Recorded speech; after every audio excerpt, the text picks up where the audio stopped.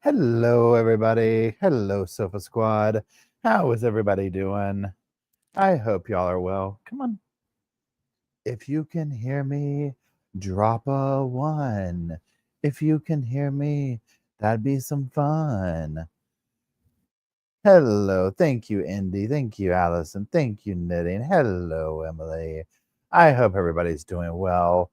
Y'all welcome the moderators, our friends, to the sofa who keep the cushions fluffed. And also, happy, wonderful, beautiful Mother's Day to all the mommies in every shape and form out there. We do thank you for, I'm going to say thank you for your service. I mean, my goodness. But I hope that y'all have, however you might celebrate or whatever you do on today, I hope it has been wonderful for you. Pardon me, I'm sorry. Hey Sandy. So Sandy, I put the number one on just because I was like, we'll do it when we leave, we'll do it afterwards. It's like our palate cleanser. Hey John, how's it going? Hey Danica, hey Katie Cat, hey Dawn. Mostly Andy. Sandy again. What's up? I know Sandy said sometimes it feels like service. I know, right? That's why I said that. It's a job with the 10,000 hats, right? I hope y'all are doing just wonderful today. So if y'all saw, I put hey RGB, hey knitting. I put excuse me, the little, the whatever you call it, the survey or whatever, see what you want to talk about. So many of you have emailed me about this case and I've kind of like backburnered it. So then today I was like, so there's two ways that this went. I was like, hey Shayna, I was like, I'm gonna pull up a bunch of resources, kind of have them there, and we're just gonna go through stuff together just to kind of like learn, because I haven't like delved into this case. Hey Audrey, how's it going? Pardon me. So then I watched a couple of the news clips we're gonna watch, and I was like, what? Okay, so I didn't follow the Summer Wells case, but I knew enough about it to know like this is very Summer Wells case. Okay. Hey Megan. So this is the case of Lily and Jack Sullivan. This is in Nova Scotia. This is another one, not here in this country. Quick synopsis before we like read some articles and look at some videos and stuff like that. They go missing. They had been out of school, allegedly sick. They allegedly walked out like the sliding glass door or something into the woods, never to be seen before. They have scaled the search back. It is basically like, and I mean, unfortunately to say, we're going to hear some of the people say that the detectives and stuff, they're not assuming the children are with us anymore at this point, which is sad to say. And it is what it is. But at a certain point, I guess they just have to scale back the searches. I don't know. So yeah,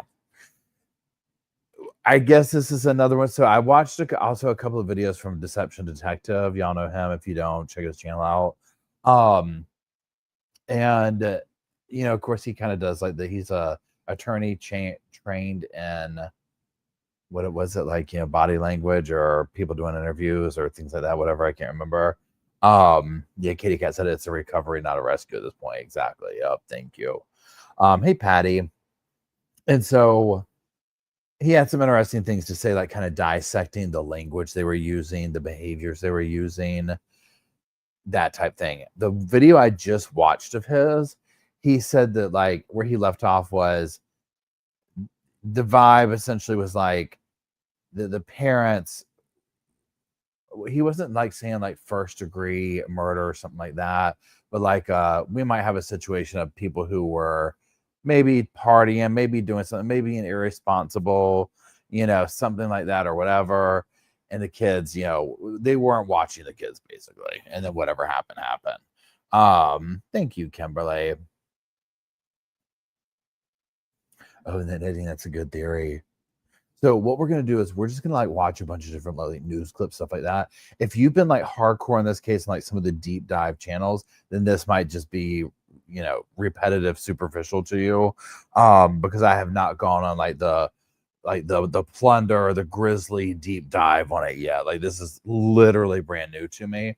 So I wanted to, and I mean, not brand new. I heard y'all been sending me stuff, but I haven't like deeply looked into it, right? Oh, Brenda says I love his stuff in the JonBenet case. He's good. Oh yeah, I love Deception Detective. I love listening to his stuff. His deep dives on JonBenet, Madeleine McCann, all those, absolutely, completely. So yeah. So the first one that I have pulled out. Oh, we got a little shoulder issue. Their scent dogs followed their scent to the road and lost them. Oh, God knows. I mean, that's the thing. Like, even if it was something just as, as basic as the kids went out the door while the parents were asleep or whatever, anything, it's just anything can happen. Somebody could pick them up. A bear could get on. Like, you never know, because it looks very rural where they lived.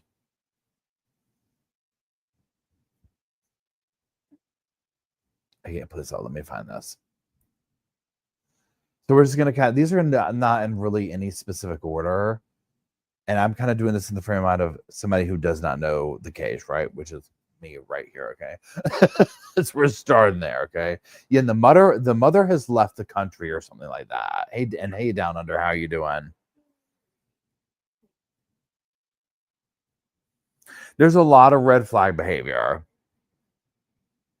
I'm loving reading your comments. I'm sorry.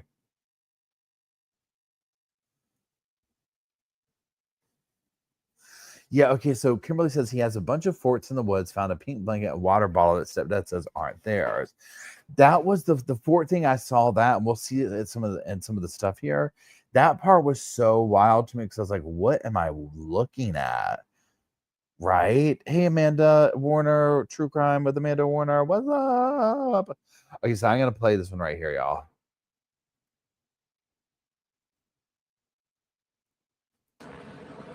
As RCMP combed through woods and fields searching for 6-year-old Lily and 4-year-old Jack Sullivan, their stepfather Daniel Martell spends every evening conducting his own search. As soon as I saw the scene they were missing, I jumped right in the vehicle and I did every dirt road and searched every culvert. The children are thought to have wandered away from their home in Lansdowne Station on Friday morning. Martell believes they were only gone for about 20 minutes before he and their mother noticed they were missing. The very first day I wasn't around very much because I was just searching. I was running through the woods, screaming their name till my throat hurt.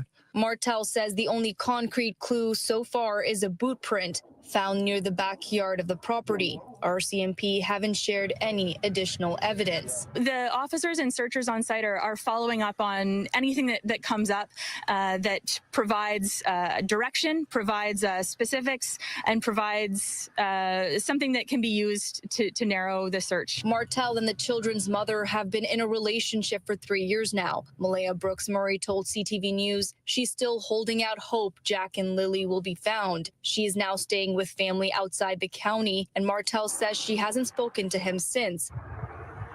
Hundreds of people have been searching for 5 days now. Okay, wait, time out, y'all. First of all, Patty, excellent point there that you brought up that I put on the screen. So, and for people who have followed this case and have been deeper, help me out as we go here. So they just said that the mother is staying outside of the county with family and isn't talking to the dude. Did I hear that correct? And yeah, hey Donna, how are you doing? And Donna says that area is wilderness. Culinary says the neighbors thought it was a drug house and said people were in and out all the time. Ugh. I mean, here's the thing too. So imagine, okay, so pretend just go surface level that what the parents were saying, the kids made it to the woods, right? Yeah, by God, they're just little things. When you think of what could be out, all the things, the elements, all the stuff, if that's taking it, surface level, yep, the kids went out into the woods.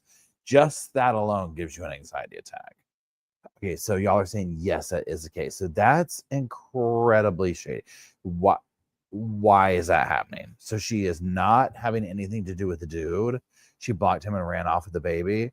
So, I mean, with that, what? She is claiming she would lose her baby if she didn't leave the dad. You mean by like CPS or something, like their version of CPS? I was told the families are fighting and kicked her out, then want her. Then she went back to her parents. Okay. Okay. Yes, there was a big argument between families and mother left with the youngest child. Rumor has her drug paraphernalia was in the house and child protective service was going to. Okay. Okay.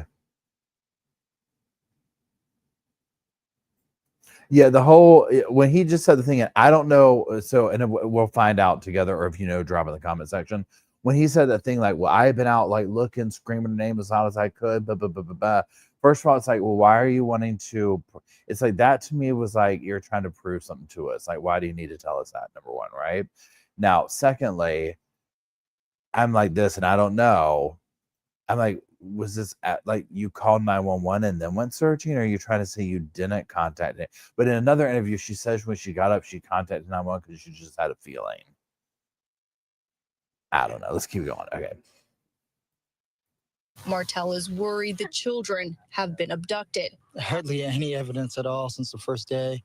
It's mind-boggling that nothing else was found. The RCMP would not confirm if major crime is investigating. There's a variety of teams who are applying their skills and expertise in order to assist in the search. I can't comment on what any of the specific teams are beyond what's involved in the search on the ground here. Every day the children aren't found is taking a toll on Martel. Just waiting and waiting for him to come home. Todd, the media has been kept away from the command center today. RCMP and the search team had to move after being asked to leave a private property they were on. RCMP says this doesn't impact their operations. Todd? Hafsa Arif, continuing our coverage from northern Nova Scotia. Okay, now, so let me find y'all real quick before we watch this next one. People were in and out of the house and drugs were involved. Who knows how many possible? Yeah. He did not get Chris Potts vibes yet. Is he being too helpful or is he overly involved in my man? Who is his brother? I want to go search the baby myself. The only one that isn't helping is the mom, which is odd. Yeah, I'm just reading your comments.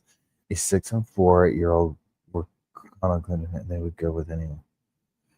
What if you have to tell the police to go? I know Share Bear. I was just thinking about that too. Share Bear was talking about. Y'all catch that comment about the search team had to get off a piece of property? I'm like, what? What is going on out here? Why would? Okay.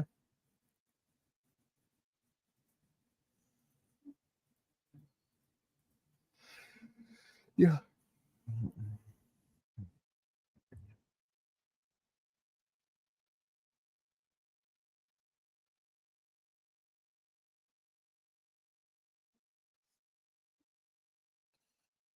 No one seems like it's okay. So now what we're gonna do? Yeah, gosh, this is it. Yeah, I thought I did too. I was like, in my head, I heard that as they had to get off private property. Yeah, that's how I read into it too.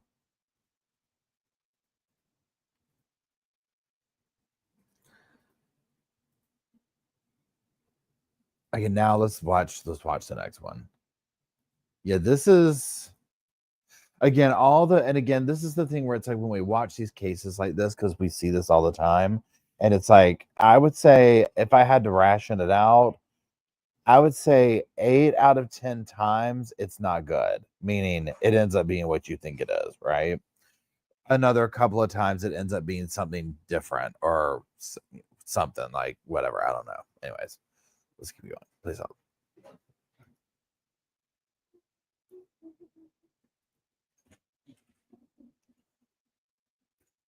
Days after 6-year-old Lily Sullivan and 4-year-old Jack Sullivan disappeared from their home in rural northeastern Nova Scotia, the RCMP announced today their search for the two siblings is being scaled back, saying there's little chance they are alive. The CBC's Blair Rhodes joins us now live from the search area in Pictou County with the latest. Blair. Tom, the mood here was solemn as the searchers were told that despite their best efforts, they were scaling back the search. Before the news conference, RCMP told Jack and Lily's family, their stepfather, Daniel Martel, said he's not giving up.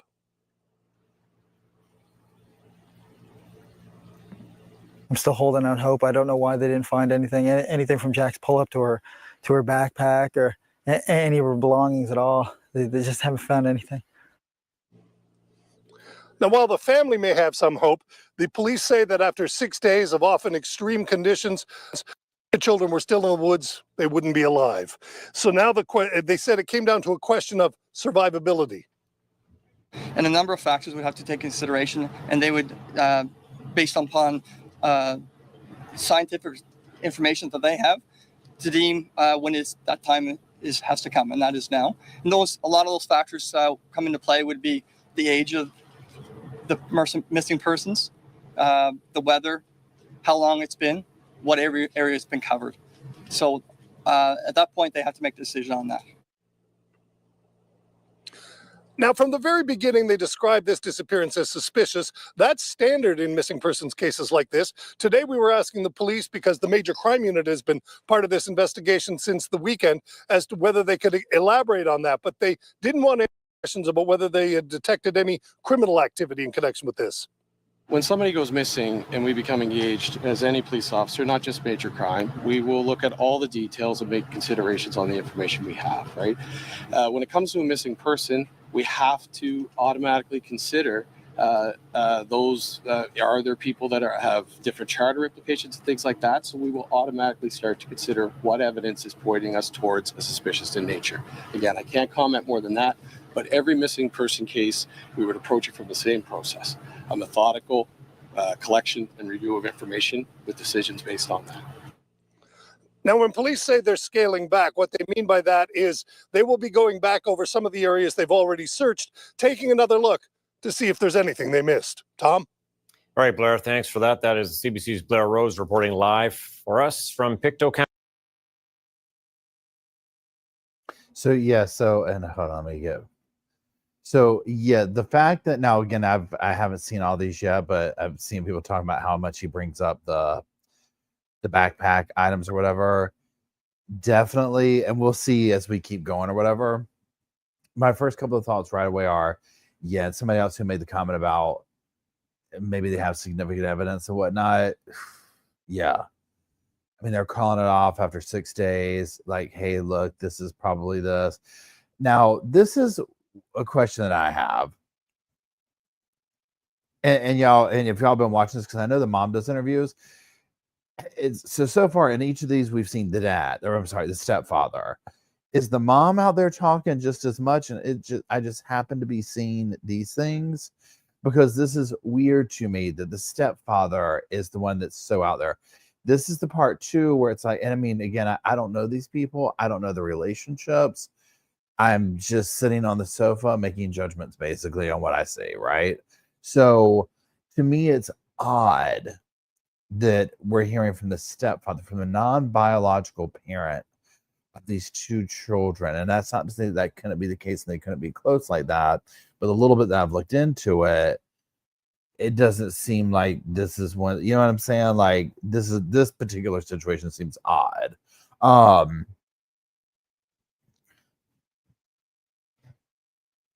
Brenda said, hold on, let me put this up here. Hold on. Pardon me. Pardon me. Brenda says he has said 3 different times that he can't believe searchers didn't find the backpack or pull up. That's an odd thing to say. Yeah, I agree.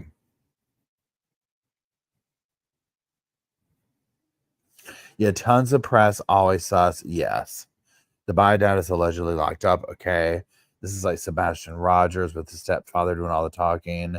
And yet I know the name of that case, but I haven't followed that one.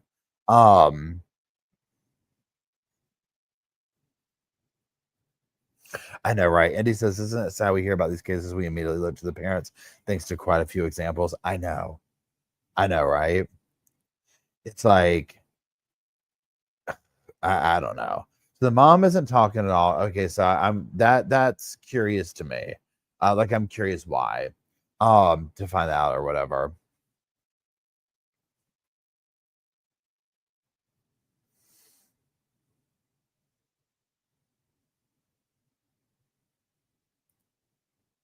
And like, so let's go down. So if like for like a moment here, let's consider the backpack thing. So yeah, if they're trying to do that, wait, hold on one second. Let me go back up here. And you know what? If the mom was talking, we would have seen it at least once on Grizzly True Crime, and she hasn't been on all. Interesting. True, Akasha. Yeah, see, that's, yeah. Non-bio dad's doing all the talking because he's the only parent there. Okay. And that could be very well the situation. So he's the one left behind having to do the stuff. And she, you know, if it's like as basic, and again, taking at face value that, oh, the kids were going to be taken out, so she took the baby and went somewhere else. So he's having to be behind and talking. I don't know. Now, if he's saying the thing about the items, the backpack and all that for a specific reason, it's almost like, okay, you know what it reminds me of? Like this, like already I'm getting the vibes off of this is Courtney and what's his name? Courtney and I can never remember his name, but Courtney Bell was her name. And remember how he was like, I was out looking for the baby. I was out looking for the baby. And he had taken like stuff out there and put it out there. It was almost like, I mean, obviously we know he disposed of baby Kalia, wasn't that the baby's name in that case? Pardon me. And or Jeremy something. Is that his name? Anyways, yeah, the tattoo face dude. Thanks, Patty. I appreciate that. Okay, I'm gonna let's find the next one. Please hold. That one scared me to death. Hold on.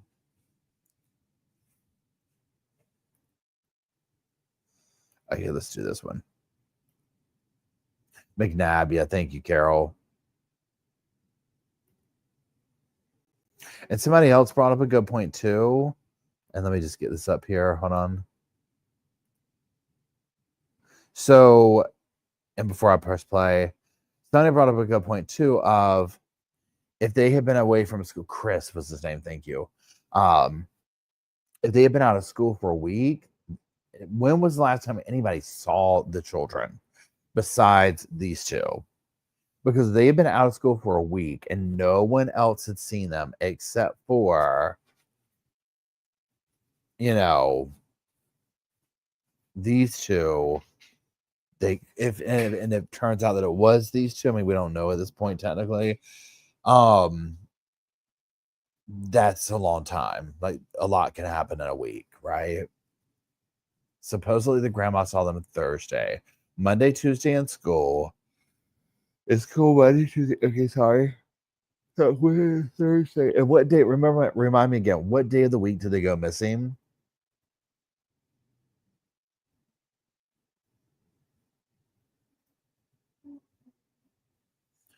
Saw them Tuesday, Friday. So they're seen Thursday and then went missing Friday. Okay.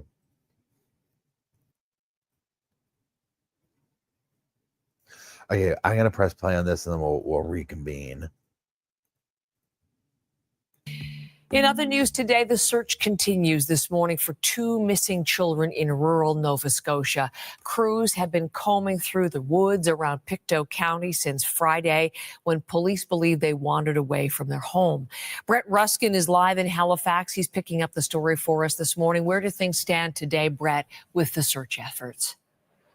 Good morning, Heather. Yeah, search efforts are continuing this morning for these two missing children here in Nova Scotia. So we have 6-year-old Lily Sullivan and 4-year-old Jack Sullivan. They went missing on Friday morning. Now, we heard from the children's stepfather recently. Here's what he had to say about this situation.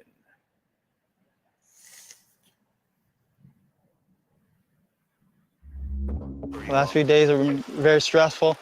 I mean, ever since the Friday morning when we noticed that the children were gone.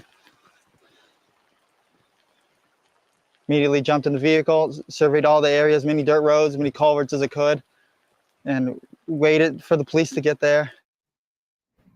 So again, this search began with family members and has now expanded to dozens of search and rescue volunteers. About 160 people were on the ground yesterday. There were dogs brought in to try to catch a scent of these two children. There were 8 drone units in the skies searching, as well as a couple of helicopters as well, each one of them equipped with infrared sensors and cameras looking for these children. Now, we heard from police talking about some of the challenging conditions and logistical issues that they are running into with this situation, with the kind of the situation on the ground. Here's what police had to say about this search. With the wet weather, it makes things a little more complicated for our searchers. Given they're in the woods, it's wet, things are slippery, footing's not the greatest. It's the water's it's not the best, but they're still trudging through and they're still working hard at doing the job that they have to do. Again, we know that 6-year-old Lily Sullivan and 4-year-old Jack Sullivan went missing on Friday morning. That is when this search began and when the family reported them missing. And again, the search has been ongoing since that time. Heather. Brett, I'm sure people following the story closely, those who are close at hand in terms of proximity, what can people do if they're trying and hoping to help? Yeah, folks might think that, hey, I live nearby, I could hop in the car and go and search through the woods. I can help out as well, but that's not necessarily what officials want. They say this is a very coordinated, very organized search. They know where each one of the crews are. They know the areas that have been searched already and the areas that they are now focusing on. So advising residents to not just drive out and try to help out with the search on their own in the woods. One thing that people can help with is searching their own properties, looking in ditches, culverts, sheds, or any other possible hiding area that these kids, that these children may have used for shelter. That is how people can help. And again, we know that the temperature has dropped a little bit overnight, but we haven't seen below 0 temperatures. So again, these search efforts are continuing now, beginning their 4th day of searching. Heather. Brett, that's important information. Thank you so very much. Brett, going to be keeping us right up to date on the ongoing search. Okay, here's my next question. Kind of side note. For people who are familiar with the area or live in that area, is it like freezing cold there right now? Like when I look at the images, to me, Nova Scotia is like a super cold place, but that's just my perception or whatever. Is it and he said, well, we haven't gone below 0. The way they're talking to me is it's like cold there. And it's rainy, like elements, because they're like, oh, we've had extreme weather. So basically they wouldn't be alive if they're in the woods. And Kimberly brings up a good point. Hypothermia you can have at 40 degrees. Okay. It's spring. See, that's what. And hey, Tux, how are you doing? Melody Coons was never. Oh God, that case haunts me, Brenda. What are they searching? Hey, Casey. Yeah, it looks really gloomy, like rainy, gloomy. It's currently 50 in Halifax. Okay. So I guess like with it falling, at nighttime, I don't know. It's not freezing. It's like 30 to 50 degrees. So it's not like super duper cold. But obviously children out in the elements, wet, all that kind of stuff. Like,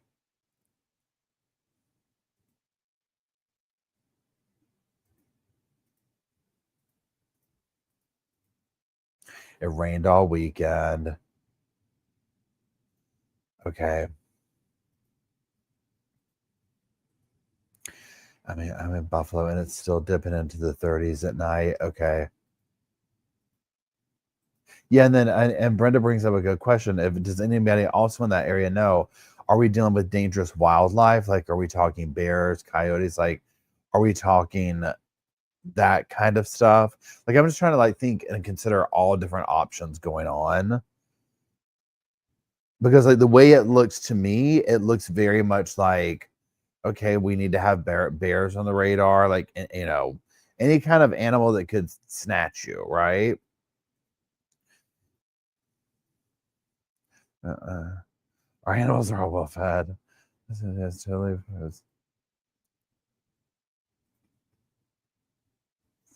It is odd to me how somebody else mentioned this in the thing earlier, whatever. Hey, Bandit's mom, pardon me. The two kids are able to just disappear. Now let's keep going. So let me find the next one we're gonna watch, because I want to see the part about the mother saying,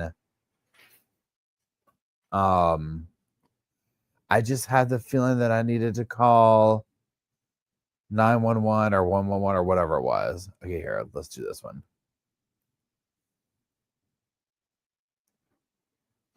Okay, prison. Yeah, 1-6, 1-4. Somebody brought a good point up too. There's lots of forts in the woods, so it seems like this was like a regular, you know. And again, if we go in face value where the kids, again, they wouldn't really know though, because they were. That's another thing that Deception Detective said was, you know, with I think the mother in one of her interviews with the dude where she was like, "Oh, we were sleeping," but he was like, "How would you know that he was this, that both of you were asleep if you were asleep? Like, you don't know that, right?" Kind of a thing. So I don't know. Let me find this.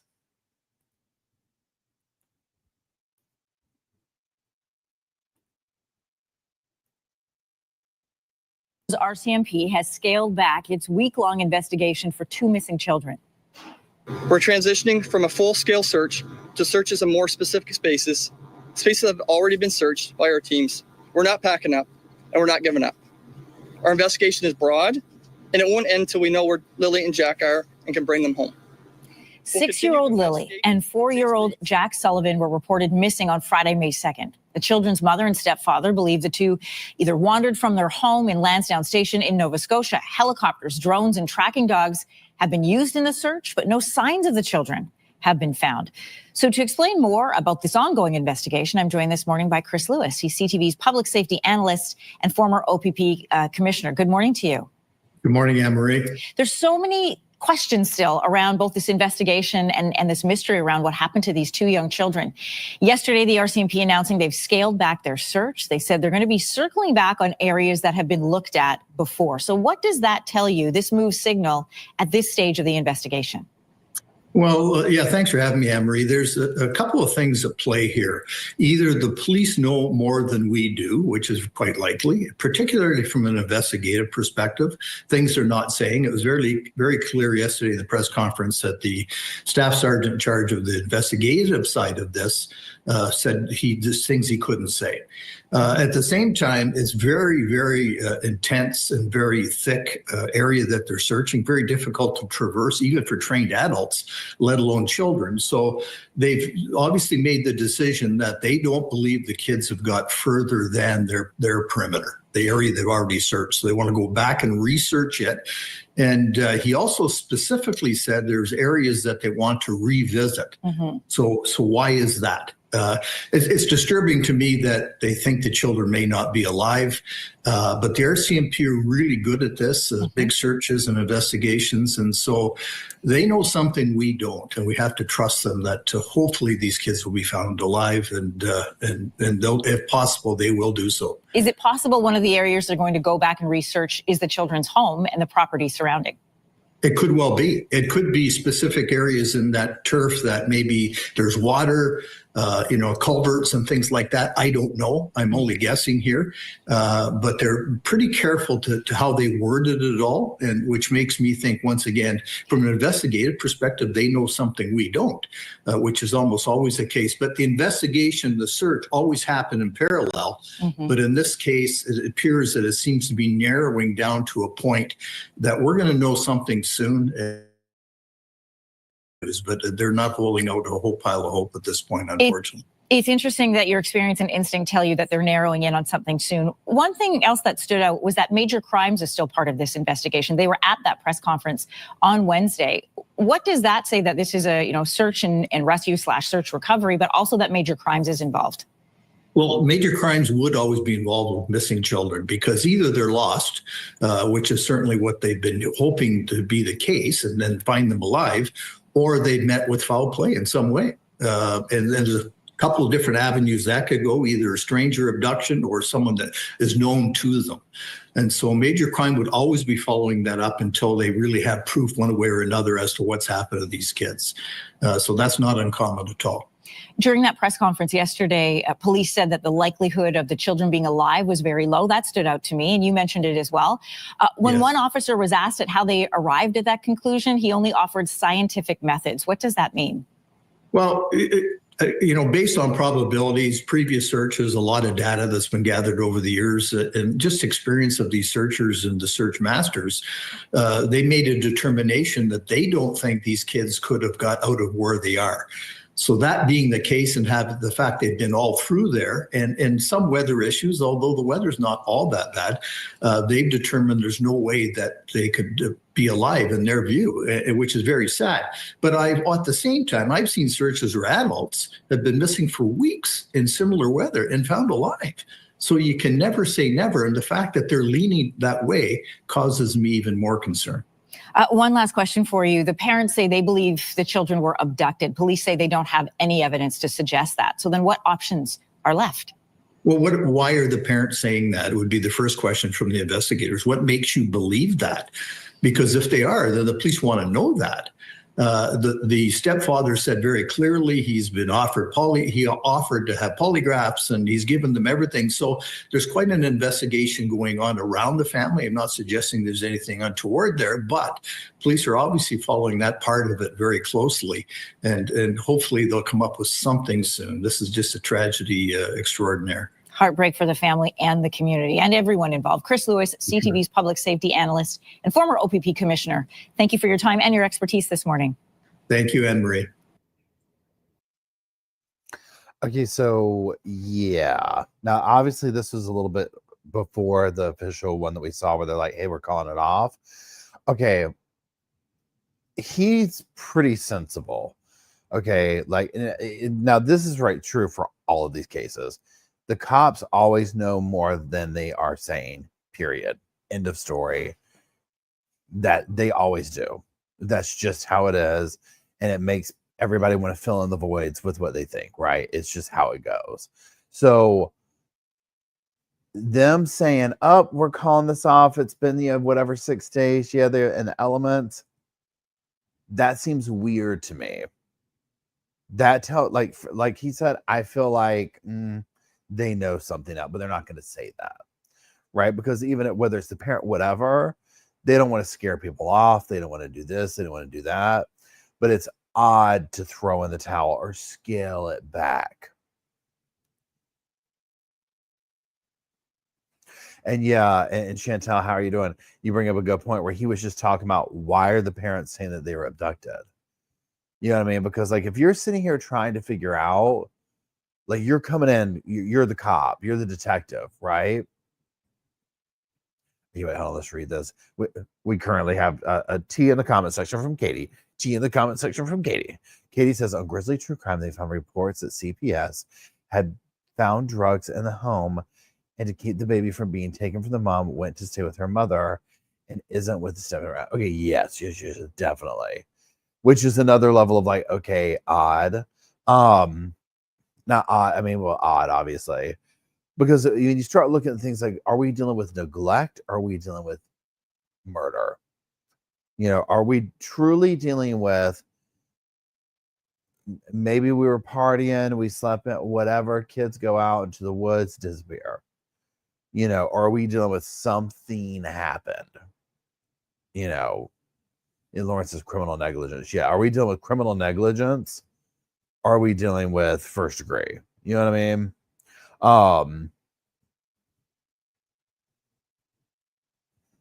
Because I think it's let's go back to that abducted comment. Like what they were saying, like what he just said, where he's like, well, why are the parents saying abducted? We need to know what makes them think that. Because if you're coming into it as a detective, cold eye, you're not part of this family, you're trying to solve their problem. And somebody's sitting here over here talking about something. And it's just like, well, 10 million things could have happened, but you're talking about abduction. So let's delve into that. Even if you're coming at it from we don't suspect the parents. it's a, well, what did you piss somebody off? Did you owe somebody money? Did you do this? Did you do that? What would be your reasoning for that, so we can go down that avenue? And the parents like, oh no, I mean, we just kind of think, okay. And I get that. I mean, I would be going over 10,000 things in my mind too, but it's like the way in which it's done.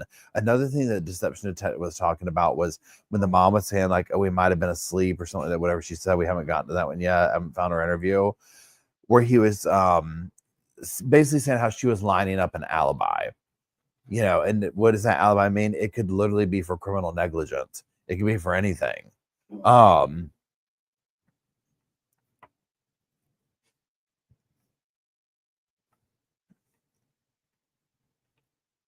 And yeah, and Jessa brings up a good point here.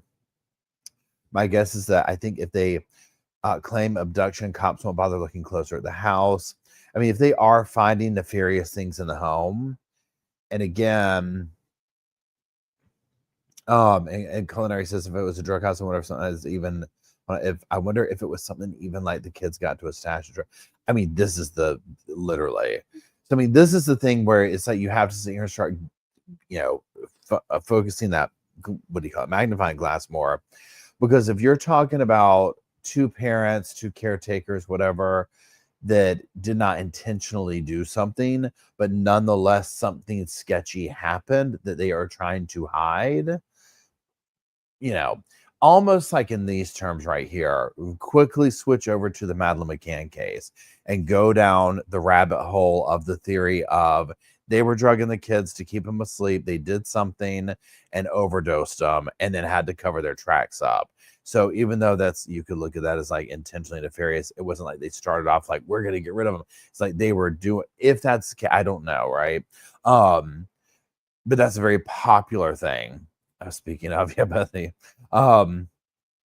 So almost translate that to a scenario like this of doing something, not paying attention, whatever.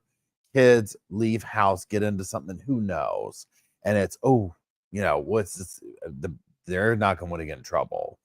So they're trying to hide that or whatever. Now there's, of course, a whole other thing of they could have literally, face value, they went to sleep, kids made it out of the house. Now I saw someone, or maybe the guy on the thing said, they're questioning if the kids could have even gotten out of the home. I haven't seen a layout of the house or anything like that to be like, because in my mind, when you say a sliding glass door, I'm trying to think, could a little kid, especially because you know how a lot of times sliding glass doors just are weird, they're heavy, or they get stuck.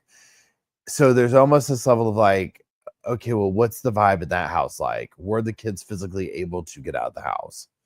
Was that one of the things that the cops were like, how would they get out? Right? Like, this door is heavy or whatever.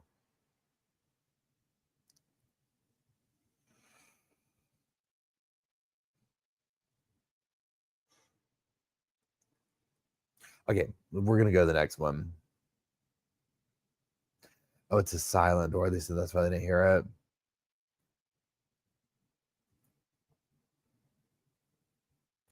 But I'm here right now. Dun, dun. Should do it. Okay, now this one's a little bit long, but here we go.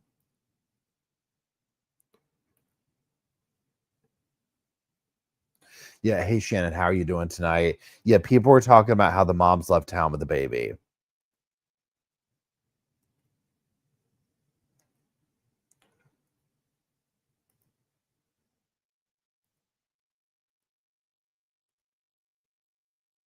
We're now into the 6th day of a search in Nova Scotia for those two missing children. And today, the RCMP announced a significant and concerning change. The search is being scaled back. Based on the experts and the review of the facts, the inclement weather, the time frames, and their age, the likelihood that they're alive right now is very low. We're transitioning from a full-scale search to searches of more specific spaces that have already been searched by our teams. We want to circle back to increase the probability that all clues have been found. And when transitioning from an active search to a scaled-back search, the probability of survival is taken into consideration. Hey, Amy. I want to assure you that our missing persons investigation continues. We're not packing up, and we're not giving up. 6-year-old Lily Sullivan and her 4-year-old brother Jack were reported missing last Friday. Police received a 911 call that they had wandered away from their home in northeastern Nova Scotia. The search is taking place in a Pictou County community called Lansdowne Station. It's about an hour and a half northeast of Halifax. Searchers have covered an area roughly the size of downtown Halifax. About 160 people have taken part, and they've used helicopters and drones. This is a heavily wooded area with many downed trees from that hurricane that blew through in 2022. CBC's Nicholas Sagan joins us now from just outside the search area. And I know you've been there since Monday. You've been asking police questions throughout about their investigation. How has their tone changed in the way they're talking about this case? Well, Ian, today they basically announced that the search and rescue portion of the operation is over. They've had hundreds of highly trained search and rescue volunteers from across Nova Scotia and some from New Brunswick. They've been working 12-hour shifts, working through the night, and those people are being sent home at the end of the day today. So RCMP are actually going to take over the search. They said they're going to be searching areas that have already been searched, and they're looking for clues or things that may have been missed. So the tone did change today. Throughout the last few days, they've been saying that they don't have any evidence to support that there has been any foul play. They've been saying they think the kids just wandered off from their house. But today they mentioned suspicion for the first time. They said this case is being considered suspicious, but they said all missing persons cases are considered suspicious until the investigation leads them to think differently. Today, they also confirmed that RCMP Major Crimes Unit has been involved in this investigation since Saturday. Here's what the officer in charge of major crimes had to say. When it comes to a missing person, we have to automatically consider are there people that have different charter implications and things like that. So we will automatically start to consider what evidence is pointing us towards a suspicious in nature. Again, I can't comment more than that, but every missing person case, we would approach it from the same process, a methodical collection and review of information with decisions based on that. And so the father of these two children, Lily and Jack, the stepfather of these two children, has told us that he has had his home searched, his phone searched, and that he and his family have been interviewed by Major Crimes. We asked RCMP if they could confirm this, and we haven't heard back about that. Yeah, it's such a delicate kind of investigation to do, because you have, the parents who are going through not knowing where their kids are, and at the same time, how do police deal with the family as they go through their investigation? So in terms of the stepfather, how has he been reacting to today's update? So he's been speaking with us every day, speaking with lots of media every day, trying to get the word out, making pleas to the community for people to come forward, because he has been saying that he thinks this is an abduction. He's been calling for an Amber Alert to be sent out. He's been calling for checkpoints at the border and at the airports. I asked RCMP about that today, if they have any new information that could lead them to think it's an abduction. They wouldn't comment on that and said there's no information that can be publicly released. So the stepdad today is, he said he's exhausted. He said he's still holding out hope, but he had a briefing and they told him about the change in the search. And here's what he had to say about that. Well, I know they can't go forever. I mean, there's search and rescue workers searchers that have already been injured. They've spent so much resources. I mean, resources doesn't matter at this point, but I mean, everybody's tired. There's some people that I don't think they even went home. I want to pause for a second. Okay, so I toggle between these two trains of thought. Okay, so Hurston here saying that the stepdad or whatever is like, I want things at the border. I want a Amber Alert. I want this, that, or whatever. Seeing like, oh, so he's really, really going with the abduction thing. Now I'm of two camps here. Your kid's missing. Literally 100% like, I need everyone in the town, in the world, here looking in this town, shut the borders down, shut the airports down, like I can get that, right? And being like, we need to do everything we can. Like, so there's that train of thought. And then there's the, well, why is he going so hard? Like, again, going so hard. It's like, why are you so hardcore thinking it's an abduction? Why are you going with that? Like, what is up with that? Like, you know, do you not think that they're in the woods? You know, like, because, and here's my thing too, and this is, pardon me, this is like my bias or whatever. I don't know how to say it. Okay, I listen to so many things like Missing Enigma and Lore Lodge and Missing 411. So to me, I'm just like, oh, so many people literally will go missing in a national park and like within 5 minutes, they seem to be 20 miles away, right? So that's where I'm just like, oh, for a couple of kids to get a certain distance, odd, yeah, but not unheard of, right? So I don't know. Like, to me, I'm like, no, the kids could very well be in the woods if that's what they're going with. And somebody just said, oh, hi, I'm Mom, and how are you doing? It sounds like a misdirection. There's that too, right? So there's 3 levels to that.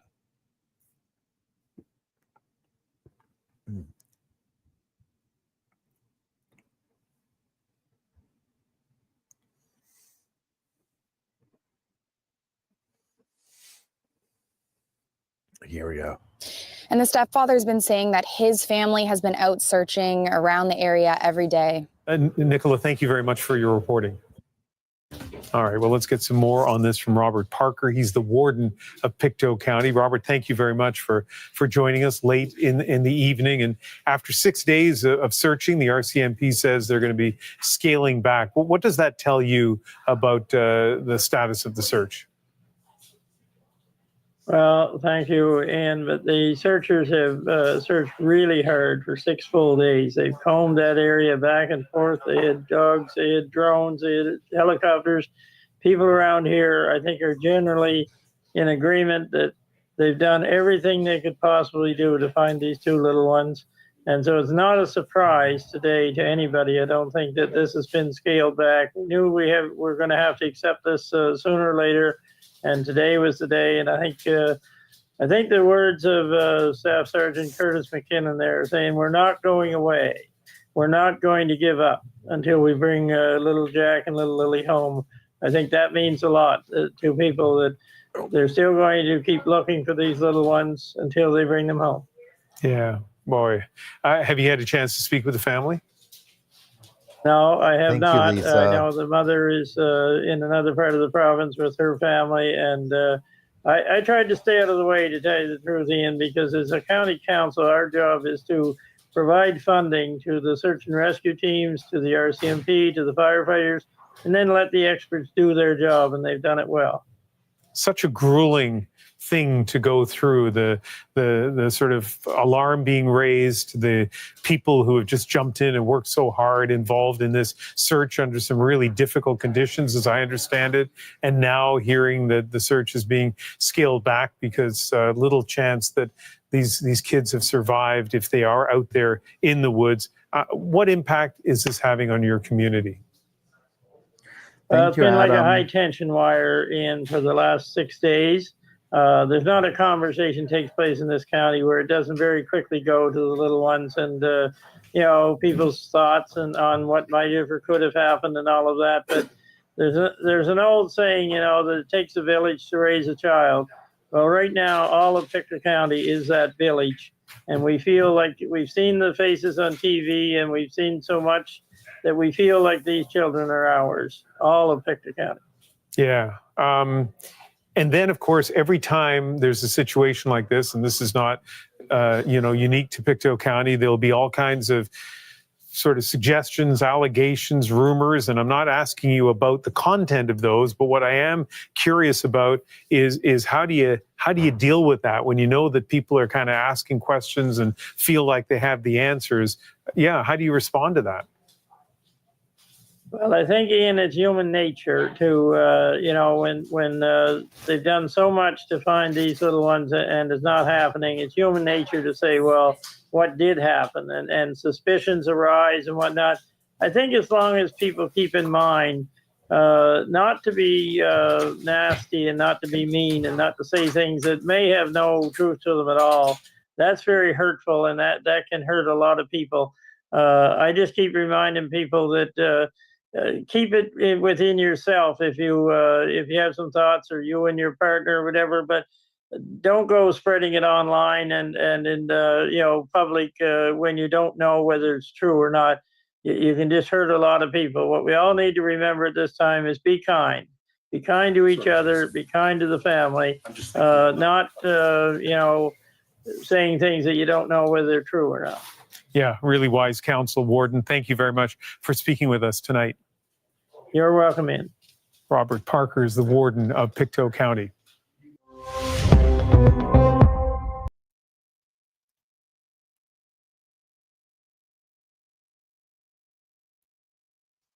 Let me find the...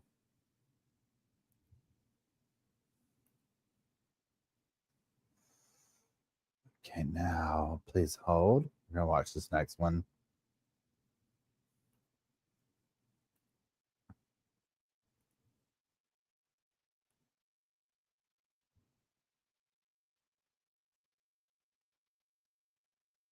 Staying as hopeful as possible. I want them home. I want to hold them. And I want them home.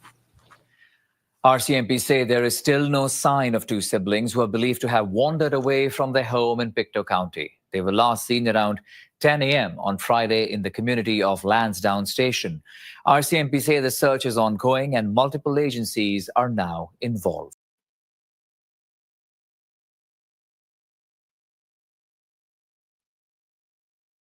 So, I know Shannon says this was look scary to me. I mean, yeah, agreed. Hold on, Katie says that her interviews what sealed it for me. That they're involved. Okay, so hold on, let me find her on here. Please hold. So I saw several people saying this, and I 100% agree. I would just call it the cops, for lack of a better term. The cops know something. We're getting ready to find out something about this. If they're rolling the search in like this and saying these things, whatever, and they very much were like, this was an abduction in the beginning, but the stepdad's like, it's an abduction. They know something. They're just not saying it yet. But we'll get that answer soon. I would almost put money on it. Like, please hold. Let me look this up.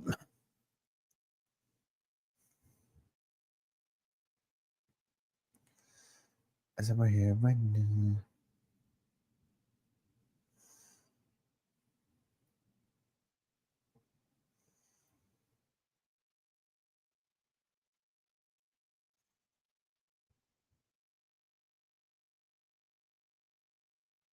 Okay, let's watch. Let's watch this one. I don't think she's in this one, but let's watch this one.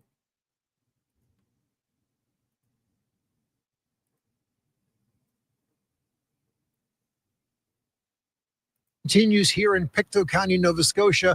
More than 100 search and rescue workers, many of them volunteers, continue their efforts working alongside the RCMP.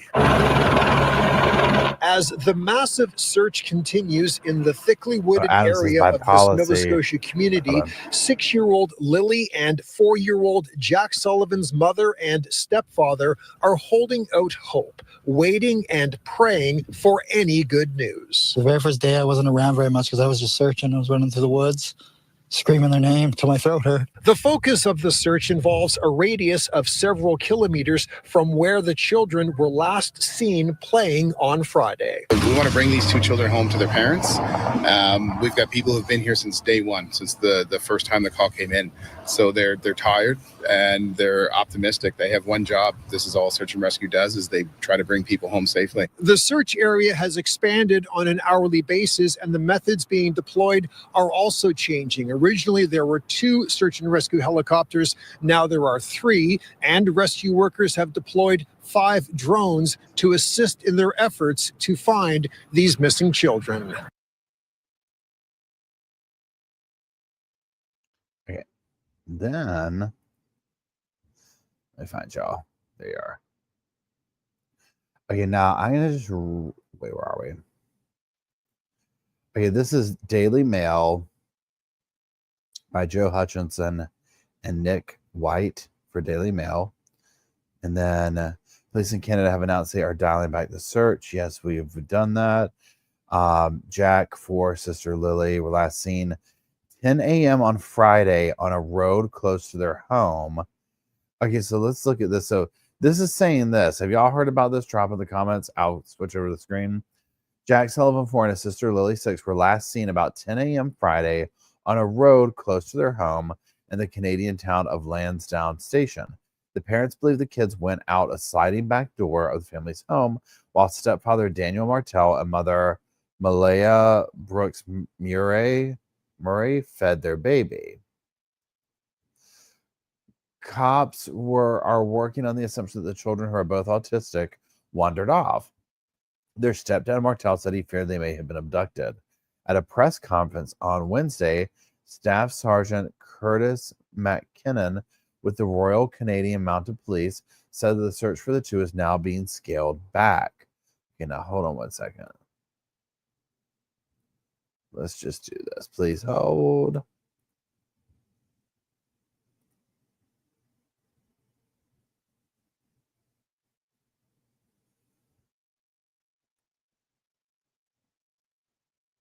Hold on, let's see. What is this? That's okay, yeah. Okay, yeah, hold on. I'm just in here. Okay, yeah. Okay, never mind. I was just looking to see if they had the thing up there, but I don't see it. Okay. I'm just staying as hopeful as possible, she told the CTV News in an emotional interview. Wait, no, I'm sorry. I missed a whole section. McKinnon said, "We're not giving up. So the missing person files remain suspicious until our investigation leads us to determine otherwise. Many of us have children of our own and want nothing more than to reunite Lily and Jack with their loved ones." Brooks Murray last week begged for their safe return in an emotional TV interview after searching the neighborhood for them. "I'm just staying as hopeful as possible," she told CTV News in an emotional interview. "I want them home. I want to hold them, and I want them home. When they're found, it will be the biggest relief to hug them." Brooks explained that she and Martel thought the kids were playing, and they sneaked away the short time the couple were occupied. So here they're saying that they weren't asleep, but that they were doing something. "We always make sure that we're out there with them, watching them, and they happen to just get out that sliding door, and we can't hear it when it opens," she said. "They were outside playing, but we weren't aware of it at the time, and the next thing we know, it was quiet. We get up and look outside. We're looking everywhere, yelling for them, and I instantly just called 911. I had the instinct I needed to call." Okay, interesting. But I mean, okay, so this, we get up and look outside. We're looking everywhere, yelling for them, and I instantly just called 911.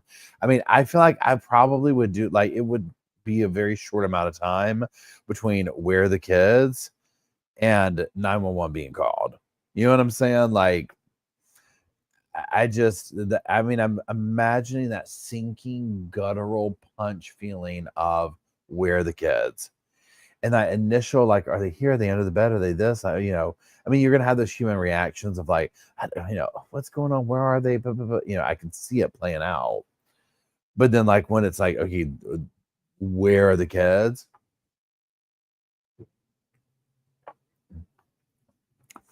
Oh, and hey, young black economist, how have you been doing? Like a young black economist says this is true. That part I think is untrue. How do they know they're playing outside? Hold on, where'd you go? They should just admit that they let them go outside all the time without supervision. Now, yes. Okay, so here's one thing too with that. Okay, I grew up like in the country. Now, granted, obviously, many years before, times were different is what I'm getting at. But it was rural.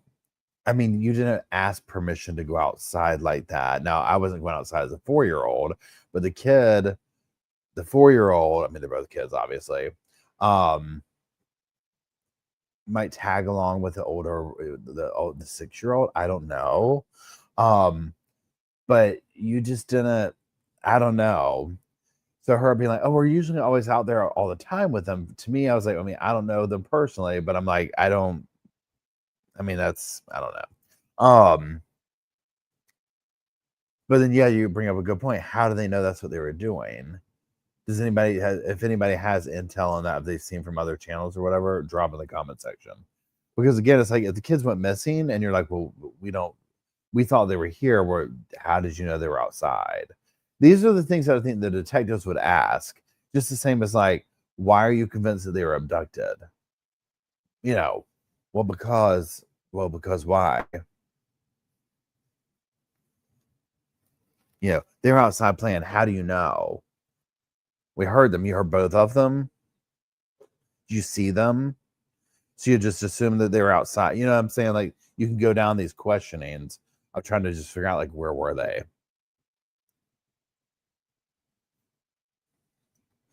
Okay, let me go back to the article. Here we go.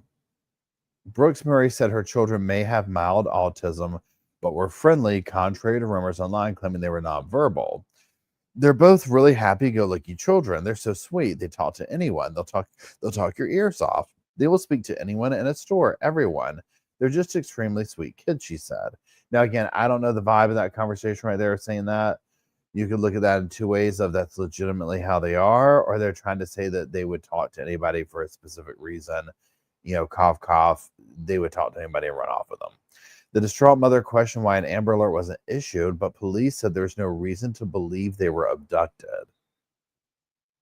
I mean, that part's so interesting to me, where they keep screaming abduction, and the police are like, mm-mm.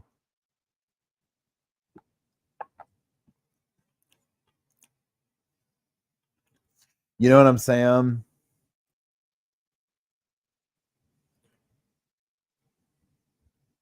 So then it's like, okay, do they think that? So I guess my question is this. So, they don't think it's an abduction, so they're not going to do the things, this, that, and the other. The parents are over here saying you need to do the things that you do for an abduction.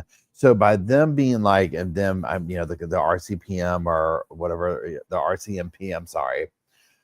By them doing that, is that them saying, to me, that would create like a friction. Because if I'm sitting here saying, no, trust me, my kids, they've been abducted, and the RCMP is like, no, we don't have any evidence showing that, so we're not going to do A, B, and C. It's almost like, okay, but you don't believe me, or I don't know.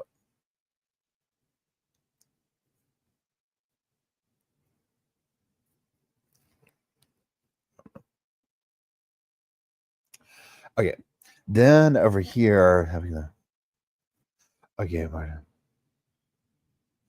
then Martel told CBC News on Sunday that he was frightened the children were taken by a stranger. Okay, hold on.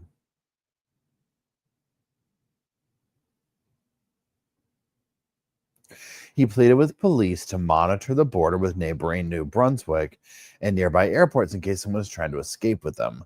RCMP Corporal Sally Rice told CTV News on Saturday that there's no information to suggest the siblings were abducted. Based on what we know, it appears they wandered off, she added. The search will continue until we receive any new evidence that changes our direction. Police have been scouring a 2.2-mile radius with searchers focusing their efforts there before they announced the change on Wednesday. Jack is described as having shortest blonde hair. He was wearing a blue dinosaur. Lily has light brown shoulder-length hair with bangs. She may be wearing a pink sweater, pink pants, pink boots, and maybe toting a white backpack. Okay.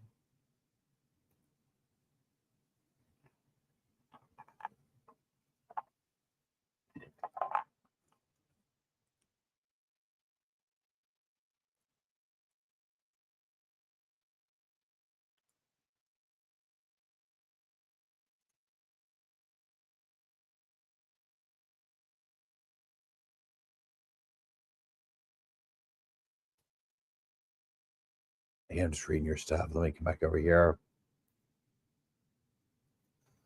What is this? Oh, that's Brian. Okay, what's this? Wait, we already looked at that one.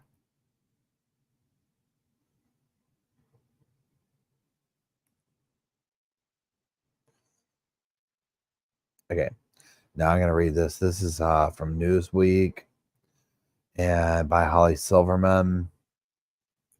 It's been 8 days since they were reported missing by their mother.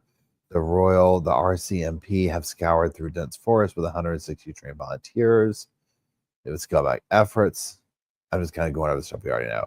After days of search where Jackson is seen, we already did that.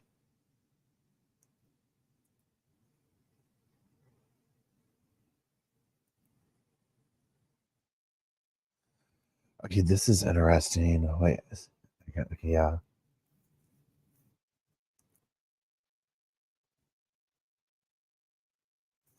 Okay, I'm just hold on.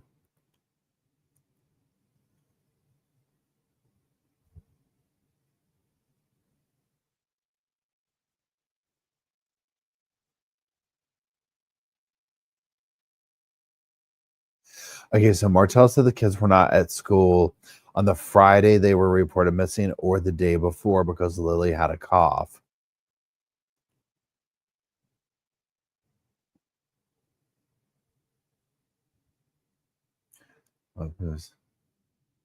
Okay, let's read this. So what people are saying, Cindy Murray, the children's grandmother, told the Canadian Press, we're just hoping and praying for the best. That's it for our babies to come home.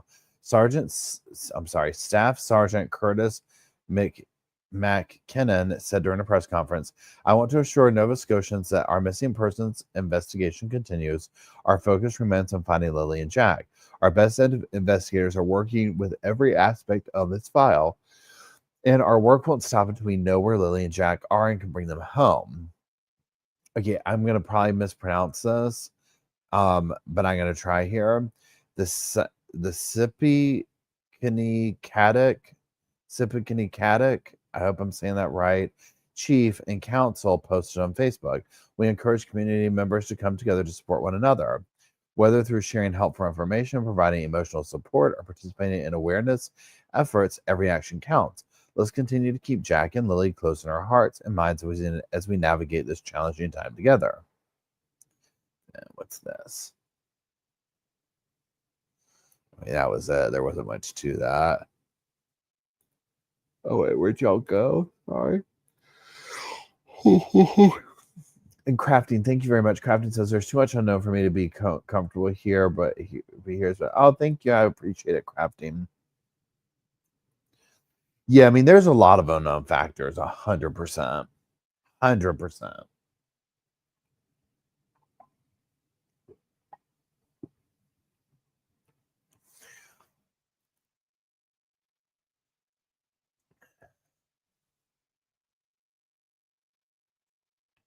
I mean, there's just so many things. But again, I think, I guess the key things to me are that they are, which Adam, if you're still here, claim your fame. Adam, I believe he said he's from that area earlier, and he said it's just policy that after 6 or 7 days, they reel the search back in. So, there's that. The fact that they're reeling the search back in, that they're like, no, there's nothing that shows it's an abduction. These are signs that I'm like, okay. But again, by them saying it's not an abduction, hey Adam, thank you. So yeah, Adam, didn't you say that it was like 7 days or something like that? It's by policy, like doesn't matter what's going on, they're gonna cut the search back some. Because also at the end of the day, like with them being like, oh, it's not an abduction, I mean, the kids could have legitimately walked out of the house and into the, I mean, you never know. Okay, so yeah, there. Okay, cool, got it. I appreciate it, Adam.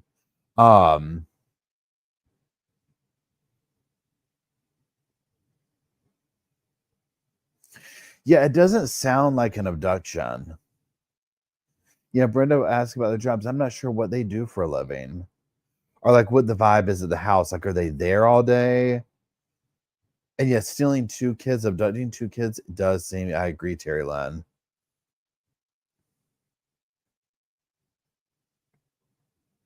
I sit here, hey, pretend judge. I sit here also and think back. So many things, again, were they sold? I mean, that's, again, I think that what's going to happen is that we're going to find soon a, oh, hold on.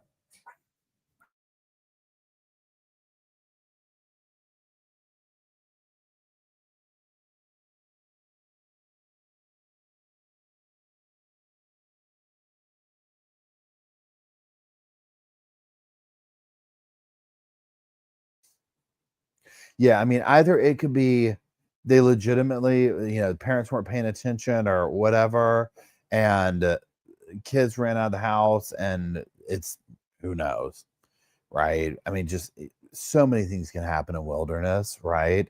Especially when they're little kids like that. Because think about like if you think in the way of like wildlife prey type situation, it could be that I don't know. I mean, there's just 10,000 possibilities, but it could be face value what they're saying, or it could be something nefarious, or it could be something neglectful. I mean, those are to me the 3 categories. It's either legitimately what they said, we were feeding the baby, the kids must have gone out the sliding glass door, and bam, like it's anybody's guess at that point.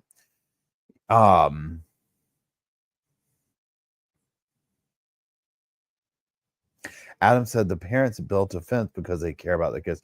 Okay, so they had a wait. Hold on. Wait, hey, what's up? The stepdad is saying that he'll take a poly. So Lily, how are you doing? From what we're hearing and understanding, it does seem like due to the potential of the baby getting taken, the mother left the house. Now, I don't know. I don't have the direct information about if she's talking, if she's blocked, if she's done this. I don't personally know, but I'm just kind of going based on what people have sat here and said in the comment section. Hey.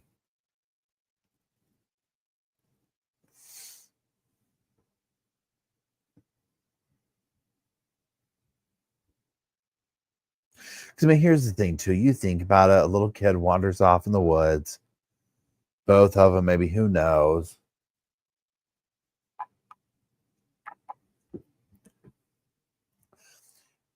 The other thing, too, is like when and this is just me based on the things that I sit here and listen to. How do you say it? Like missing cases and stuff like that, where how fast you can get lost in the woods and just how fast that can happen. And so like a couple of kids just randomly walking off into the woods, like, hey, let's go do blank. They get turned around. Well, by the time rescue people are there, it's like, who knows?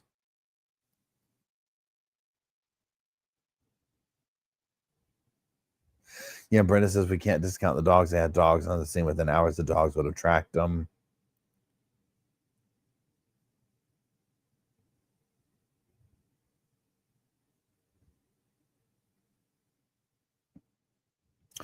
Oh yeah, another says the boyfriend wasn't at work on Friday. Yeah, missing 411, Laura Lodge, missing Enigma, all those. You know what I mean? Like, so listen to those. I'm like, no, you can get really far in the woods in a short amount of time. Yeah, but then also, like, especially when you're young, it's like animals can pick you off easier too. And on the end, it's really.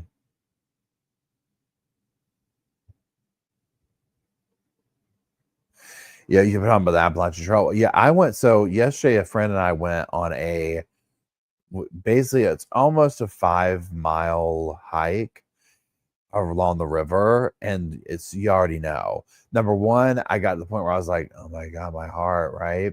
And I was thinking, like, what if I had a medical condition or a medical situation? And then I was also thinking, oh, if I was by myself, please. But how far we got didn't seem, I don't know. We got far. I mean, obviously, right? But we also came back, right? So it was like walking a couple of miles this way, then coming back.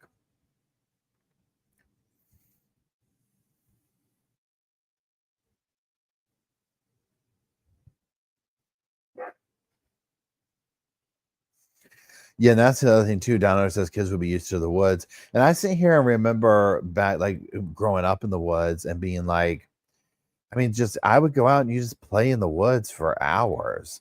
And you're doing this and you're doing that and not really checking in. And I don't know. But I was familiar. And I mean, that was probably starting off in like first grade, however old you are in first grade. I don't know. But I mean, I mean, that stage too, I wouldn't have been aware of, like, to have the the awareness of, say, looking out for wildlife. Yes, that's the thing. Like, I wasn't yeah. You throw in like another person. Like, I always want to try and give the parents the benefit of the doubt, right? You know what I mean? Because you just don't want to think that. But it's always like,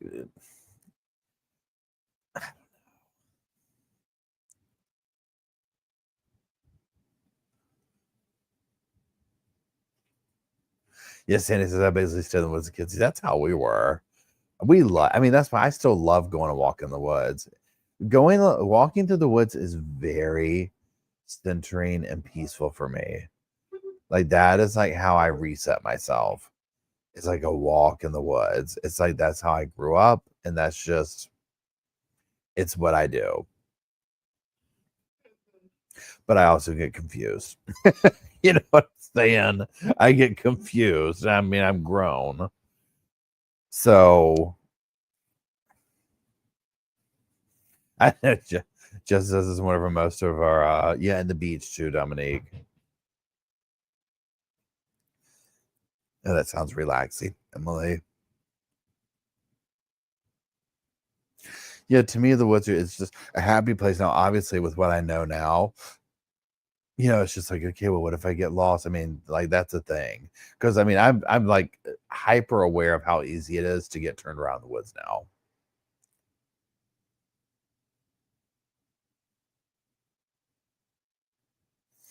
Yeah, I think there would be that too. And also, let's circle back real quick to the stepdad's statement about their book bag. Like, why wasn't I can't believe they haven't found this or done this or they had this.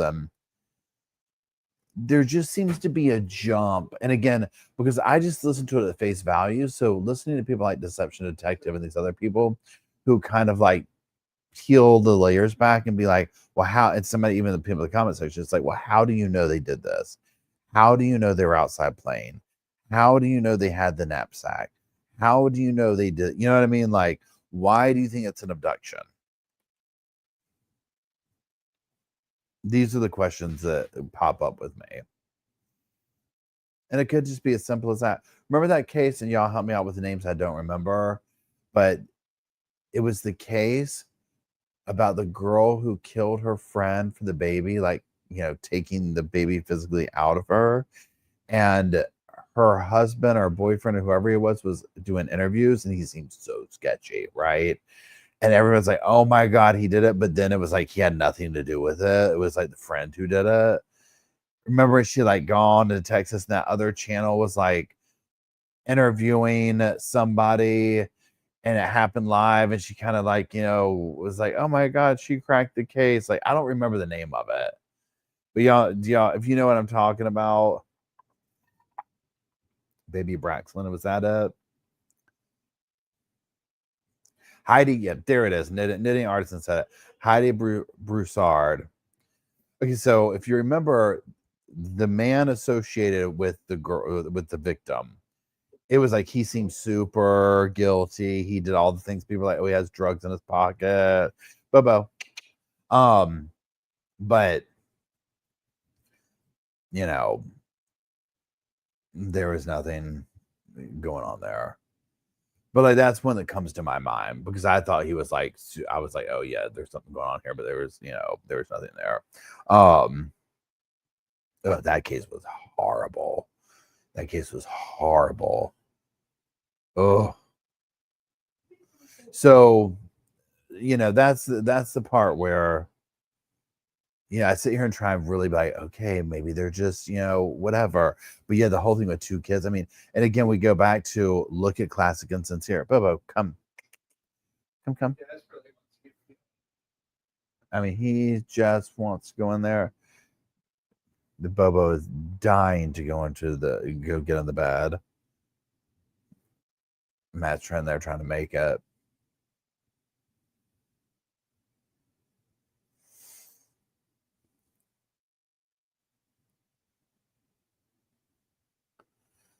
I know, right? Pretend just says, how does a 4 and 6-year-old even know about that? I mean, of course, I'm just even trying to think. I can't even remember back to like what's your thought process as a 6-year-old? I mean, I don't even know.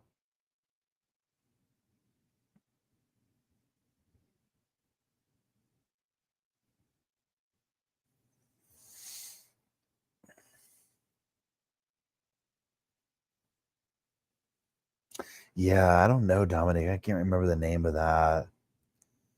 I mean, it's just like, oh. And yeah, Emily brings up a good question. Emily says, have they searched water or sources with divers? I wonder if that was part of the search. That's an excellent question. I would be very curious. They've searched the water sources. So remember that kid, somebody said it earlier, Dior, what was his last name? The little boy who disappeared in the mountains with the parents, and he was like from not a far distance, and he was walking by Dior. I can't think of his last name. I'm getting tired. Wait, how do you say it? Conunts?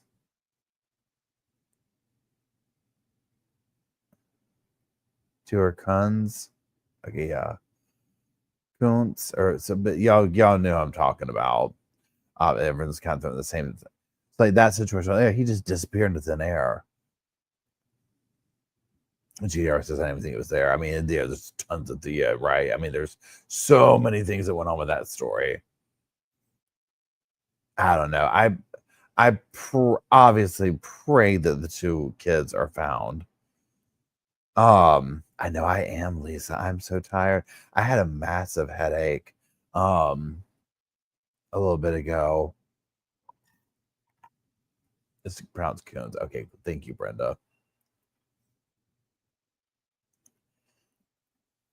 Yeah, okay, wait, hold on. Sandy says, obviously he didn't have to take a poly.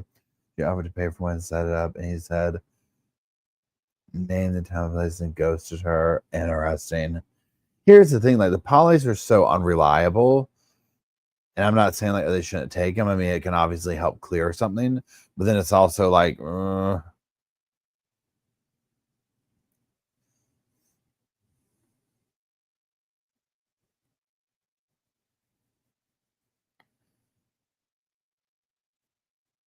back in the head is blood pressure.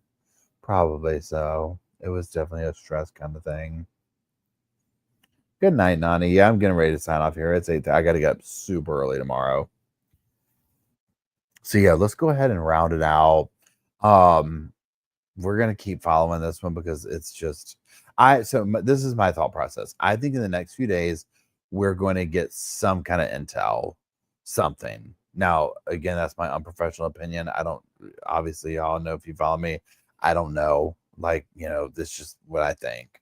But I think we're going to find out something. Yeah, right, RJB. I hope so. I mean, hopefully that's something as they found the kids and it was this fluke, weird, bizarre thing that, oh my God, yeah, they're a little dehydrated, but they lived in the woods for 6 days, right? You know what I'm saying? That would be the most desirable outcome. And some major locks are put on the sliding glass door of the household. So yeah, I love it. Yeah, so I just watched Deception Detective. I love watching him. So check his channel out, and he has about 2 or 3 videos up about this case now, and he brings up some good points about like just some of the, I mean, I've named off some here, but just asking yourself like, why did they say this? Why are they doing this? You bring it up, talking about in the past tense already with the stepdad, things of this nature.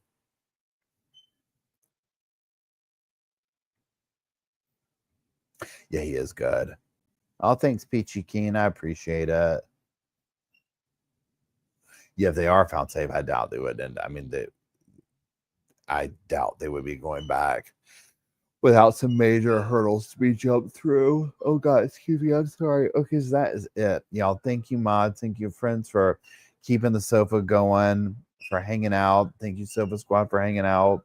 I greatly appreciate y'all. So, and we'll keep our eye on this case. I mean, again, let's cross our fingers that something good happens and that they're brought back, found something, right? So we'll see. But that's it. Y'all have a good Sunday evening, a good start to your week. And again, happy Mother's Day. Happy Mother's Day to everybody, everybody. I love y'all, and I will talk to you soon. We will see you on the other side. Y'all have a good one, and I will see you later, alligator.